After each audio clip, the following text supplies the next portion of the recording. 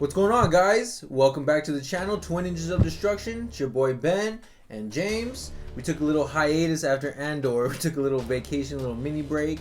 But now that Mandalorian is back, we're back here to talk about it. And we want to see how this season premiere stacks up. So let's talk about it. Pour yourself a cold one. Now let's get to it. Cheers. Cheers, everyone. Welcome back. So, Ben, what did you think about the first episode of Season 3 called Apostate? Apostate. I did like that title a lot. The Apostate. First episode was pretty solid. I've been kind of let down with a lot of Disney stuff going on lately, Marvel and Star Wars. Mm-hmm. And I'm looking out for it now. I'm like a big critic. I'm trying not to be so critical anymore of Disney stuff, but it's kind of hard sometimes. But this episode did not leave me like moaning and groaning like a lot of other Disney stuff. Felt like it was really solid.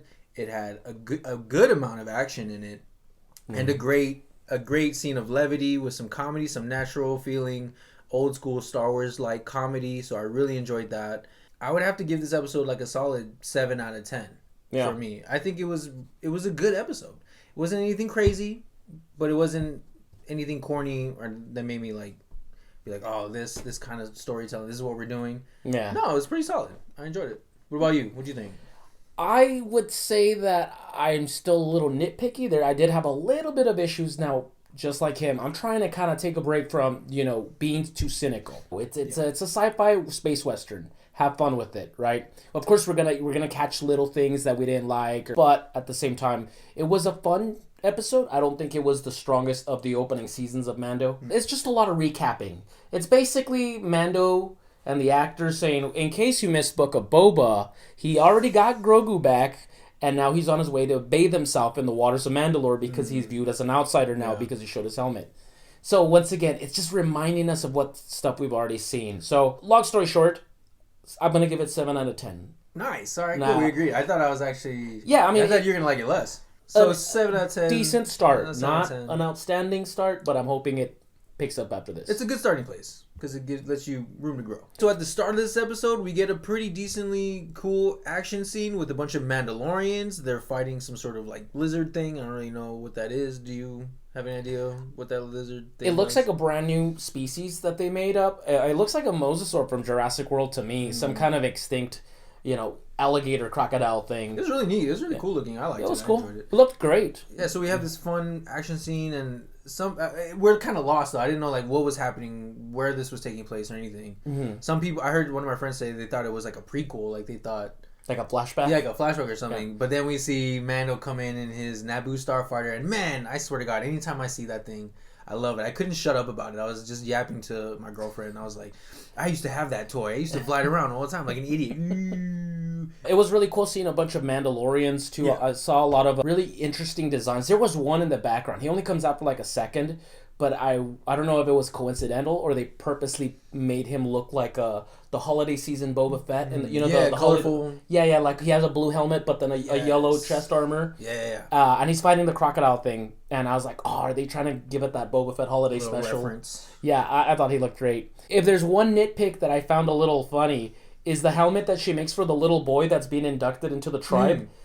You've seen that at Walmart in the clearance section. I don't know if you've seen it. Oh, no, I haven't. Yes, it's a Boba Fett electronic helmet. No way. Yes, I swear. I just thought the eyes looked too big. Like, the visor is super wide, and I was like, that's not what they look like. Yeah, no, it looks super fake. It looks like they just got one from Walmart and they repainted it. And I'm like, come on, guys. Your production quality is like... You guys have a good budget. You guys did notice something weird about that, too. Why didn't they just give him a silver helmet, and it would have kind of been an illusion, like, is it Mando? Is it a flashback of Mando as a little kid? Interesting. And then he shows up, and then it wasn't. Also, let the kid design his own helmet. Just give him, like, a plain one, and then over the years, he'll, like, add shit to it. Yeah, exactly. Put some stickers on it or something. Let him choose his colors. Yeah. So that was just a one little nitpick. That's funny that you bring up a nitpick there at the beginning, because I actually also had a nitpick, and it scared the shit out of me. What because is it? It's something so small and dumb. Like, I shouldn't even bring it up, but it was important to me because it was the Smith. She's hammering away at something, and you see it like forming like a helmet, but then they cut back to it. It's the smallest cutback, and it's still like not bent at all. Yeah. It's a continuation error. Yeah, some editing. And I was like, no, don't do that. Like, do you guys not give a fuck? Like, what is this continuation error? Like, double check your shots to make sure everything's lined up right. I swear to God, it's there. I could look it up unless they take it out. Yeah, no, but I'm sure. But my fears were subsided when I saw the rest of the episode, and it was decent. It was good. You know, they paid attention to things, and I didn't notice anything else like that. He speaks to the armorer, and once again, she's like, "You're an apostate. You took off your helmet." Once again, if you missed the Book of Boba Fett episode 5, here's a little rundown, a little summary of what you missed. I don't know why he went to see her when he already knew what he had to do. So there was this really interesting scene I saw that I don't think a lot of people might think a lot of. It's when Mando is hyperspacing his way away from the armor or whatever. And while in hyperspace, there are like these, it looks like whales, just like some normal whales outside, but like traveling at the same speed that he is. And that was so interesting to me. I was like, I thought they were just introducing this like new species or something. Like these animals that have the ability to travel at hyperspace, which would be probably a thing in this universe where things like that are possible. But it turns out that's actually a reference, if not a full-on connection, to Rebels. I mean, I would say that it's a callback to Rebels, and then at the same time, I think it's kind of planting the seeds for what's going to happen in the Ahsoka show. Because Ahsoka says that she's going to go find Ezra at some point. That's what she wants. That's her mission. I think she's probably tracking those animals to get to where they go. Interesting. Who knows? That's just speculation. But I kind of feel like... That's really cool, though. That's really cool. Like, it's untouched territory. After this, they fly to Navarro, and Navarro's so different now. It's funny. In every season, it's like moving on up, you know? I liked it. Yeah. I like this progressive, like, we see Grief. He's not called Grief Karga anymore. Yeah. He's called, what is High Magistrate. Yeah, Magistrate. I loved the realism of Grief not really caring too much about the kid. He was like, I thought this was just a job, but you're still running around with this little critter. This weird little guy. Like, he's not like everybody else. He's like, oh, you still have him. Like, I'm so happy. He's like, what are you doing? Like, you need to...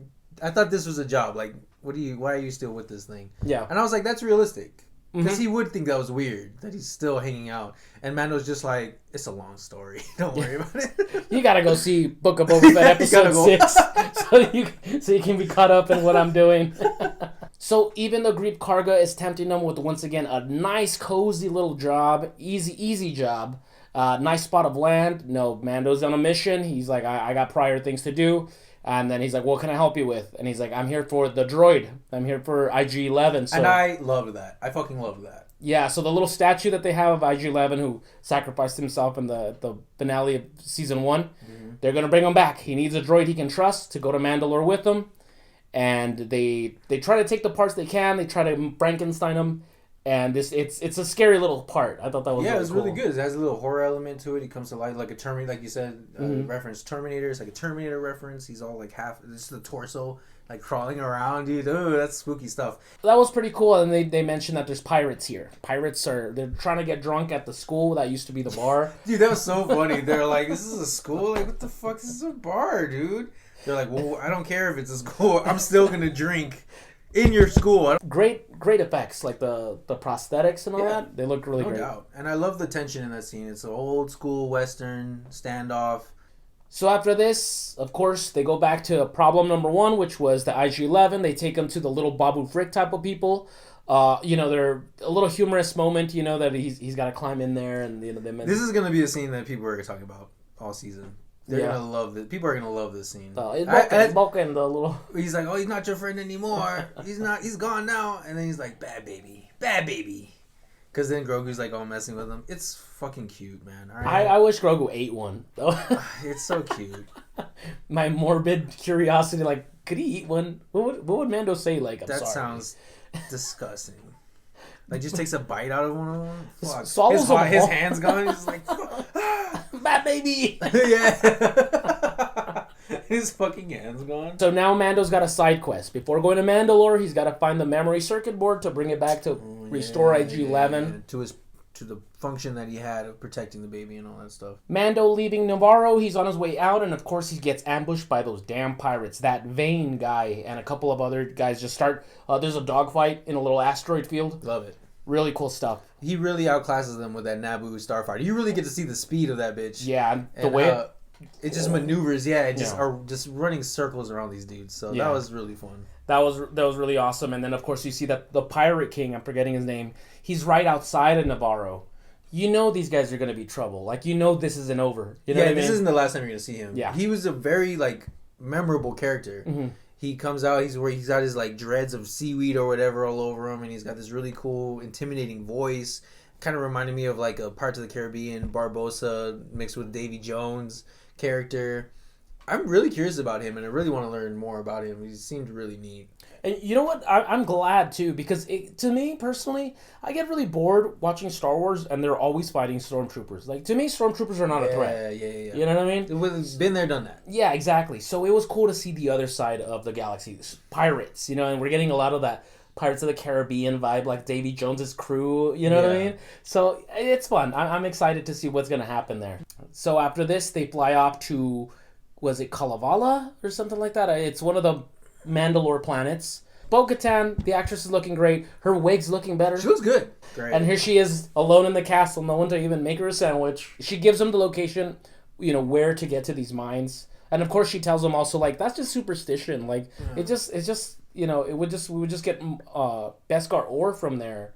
There's nothing magical about them. Yeah, I like that, where she's like, this, you're on this super spiritual magical quest, and you're not gonna find anything there. The only thing I would say about this scene though is that it's the only scene that I feel was kind of forced in there, just so that we could see Bo-Katan again. Alrighty guys, so we're gonna get into our final thoughts of this episode. The beginning when the armor, there's this consistency error in just a shot. It was the most nitpicky thing you could ever think of, but I saw it made me worry, because things details matter to me. And so when I see that the show just skips over that, it's oh, nobody's gonna see it, it's fine, we'll just keep going. I'm oh no, do they not care? Is this gonna be bad? They're not gonna care about things like that, and they're just gonna see more of it, and they're gonna drop this by the wayside and just be it's Star Wars, so they're gonna love it, but let's just half-ass it. But I'm happy that I feel they didn't do that with this episode. It was pretty well thought out. The action is great. The action's a lot of fun. There's 3 action scenes in this episode. It's a short episode. So all in all, it wasn't an amazing, wow, whoa, holy shit, new season, wow, amazing. But it was okay, we're back. We're back in this world. We're back with Mando. We're back in the thick of it, and we're excited to see where he's going to go from here. It was good enough. I think 7 out of 10, still solid episode. Like I said, I don't really have anything that I didn't really like about it, though. It's just fun. It just wasn't great. There wasn't nothing that made me go, wow, oh my god, holy shit. I liked it. I didn't love it. Once again, the favorite episodes for me are always the first ones. The first Mando episode ever is my favorite episode of Star Wars since Revenge of the Sith. Of anything. Of including Clone Wars, video games, anything. Once again, episode 1 of season 2 with Cobb Vanth on Tatooine, the Krayt Dragon, the Tusken Raiders, Boba Fett, hints of Fett in the background. Great stuff. This one didn't have that. But like you said, it wasn't bad. No. It just wasn't... It didn't have that hook. But then we're already well acquainted, like you said. We're already well acquainted with Grogu, with Mando, with Navarro, with Grief Karga. So it's just kind of bringing in all the players that are gonna play a spot. Hi, how you doing? Yeah, Bo-Katan. It's planting the seeds with Bo-Katan, planting the seeds with the pirates. That kind of stuff. I mean, a couple of nitpicks. I hated the helmet. I'll show you in a little bit because I saved a picture. You literally buy this for $10. Side by side. We could put it up right here. We'll put them side by side. Yeah. Right here. Tell me it's not repainted from that. Other than that, great stuff. The effects are great. That alligator thing looked great. The ships look great. It looks good. Everybody's costumes, the makeup prosthetics on aliens. And that's one thing that I'm happy to see. Droids and aliens again. Yes. Let's have fun again. Dude, the puppets looked great, bro. I love the puppets. Navarro looked really good. Looked really homey. I would love to kick back in Navarro. Oh, yeah. You can't drink at the school, though. That's off limits now. I'll sneak something. Any predictions for the rest of the season? Because we didn't really get a lot. It didn't give away what the next step is. That probably is a downfall, I think. They didn't really give us a lot to chew on to make predictions. Things like that. If there's one, is Bo-Katan's going to come back. She sounded really, really threatening. Goodbye, Din Djarin. But I mean, that's a given. We know she's going to come back. Oh, she's salty as fuck. But yeah, just keep in mind, Bo-Katan is not a hero. She's self-serving. So she's the kind of person I wouldn't be surprised if she goes to Mandalore to join Mando, but then when he's not looking, when he's not, this or that, she's gonna try to backstab him. She's gonna try to take that Darksaber back. Like, yes, you got me in here. You beat all the little creatures that were guarding this place. Now I'm gonna take it and I'm out of here. Or take Grogu hostage until you give me the dark. Something like that. Now I could be completely wrong, but I know better than to trust Bo-Katan 100%. That's for damn sure. There you go. So that's about it for us, folks. We don't want to make this video too long, but I hope you enjoyed it. We're happy that the Mando's back. He's, a fan favorite of ours. Chime down in the comments, guys. Make sure to give the video a like if you enjoyed it. We still are a blooming channel. Again, we apologize that we're not putting out content as consistently as a lot of other YouTube channels. We do kind of have a niche here of just reviewing like Disney Plus stuff. We're gonna try and work out of it eventually. We're gonna try to be more consistent with more media and different things that aren't just Disney Plus. The Last of Us, I think that would be something really fun for you to talk about because it's all about survival. It's post-apocalyptic. I don't know if you're into that type of thing. I actually played The Last of Us. I went on vacation and I played it. I played part 1. Yeah. I haven't played part 2. Did you beat it? I passed the whole thing. Oh wow! Yeah. So wow, I'm impressed. So good job. I passed the game, but I haven't seen this show. So I'm thinking I'm gonna just get HBO Plus and just binge it. Yeah. And now that the show's out, I want to play it more than ever. It is coming out on PC soon, and I do stream on Twitch PC games and stuff. So I'll get to playing the full game on my Twitch stream. So if you guys want to see that, make sure to stop on by. Link down below. But yeah, dude, I would love to talk about that with you because I've seen the show. You played the game. It's about survival, post-apocalyptic, fun storytelling stuff. So I think it'd be a good topic to talk about. And I enjoy the show a lot so far. And of course, starring our boy Pedro Pascal here. Yeah. So maybe we'll just become a Pedro Pascal review show. Pedro Pascal simps. Honestly, God, that's what we are right now. Thank you guys so much. I want to thank every single one of y'all who stuck with us, who watch these Mando reviews religiously. So there's always the couple of them that are all we always know that they're gonna be. Jaime Barra is gonna be talking down below. Yeah. Nelson Costa. We got our regulars. Yeah. So we got a couple of them. So shout out to you guys. Cheers, everyone. And we'll see you guys next week with Mando Episode 2. Episode 2, baby. Cheers. Cheers. We'll see you then.